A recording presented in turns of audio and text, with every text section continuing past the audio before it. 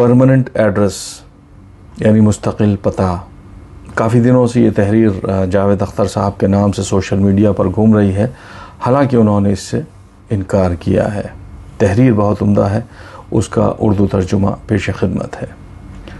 हमारे joint family वाले घर में हम में से 5 से 95 साल के 14 लोग रहते थे। आज मैं देख रहा हूँ कि दोनों मकान उजड़े हुए हैं और कुदरत ने घर के लॉन पर कब्ज़ा कर लिया है, जिसकी मेरी माँ रोज़ाना घंटों देखभाल किया करती थी।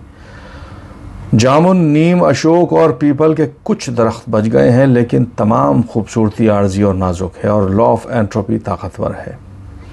बेशुमार रंगों के प्यारे फूल सब ख़त्म हो गए।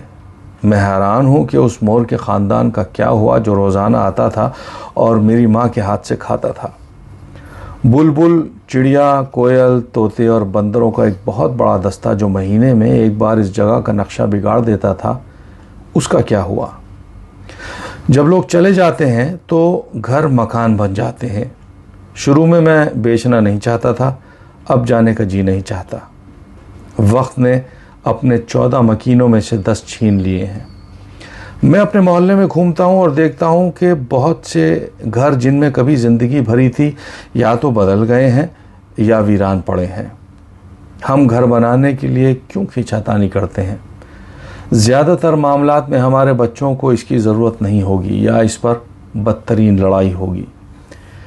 एक मालिक मकान की तरफ से दी गई गैर यकीनी मुद्दत के साथ लीज़ पर दी गई ज़िंदगी में मुस्तकिल मिल्कियत की कोशिश करना कैसी इंसानी हिमाकत है, जिसकी शराइत नाकाबिले समझौता है और अपील की कोई अदालत नहीं है।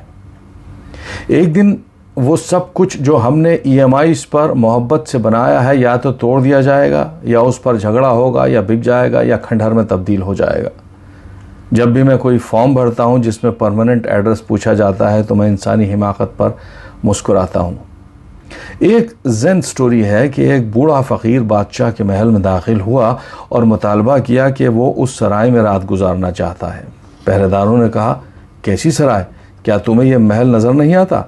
फ़कीर ने जवाब दिया, मैं यहाँ चंद दहाइयाँ पहले आया था, वहाँ कोई और रह रहा था। चंद साल के बाद किसी और ने उसे तख्ते से हटा दिया और फिर किसी और ने। कोई भी जगह जहाँ मकीन बदलता रहता है वो एक सराय है। जॉर्ज कार्लिन का कहना है कि घर सिर्फ ऐसी जगह है जहाँ आप बाहर जाते वक्त अपना सामान रखते हैं और मज़ीद चीज़ें जमा करते हैं। जैसे जैसे घर बड़े होते जाते हैं, ख़ानदान छोटे होते जाते हैं। जब घर में अफराद ज़्यादा होते हैं तो हमें प्राइवेसी चाहिए होती है। जब घोंसला खाली हो जाता है तो हम लोगों के लिए तरसते हैं।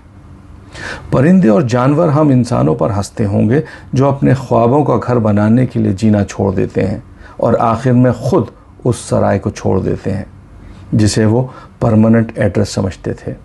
The real folly of human desire.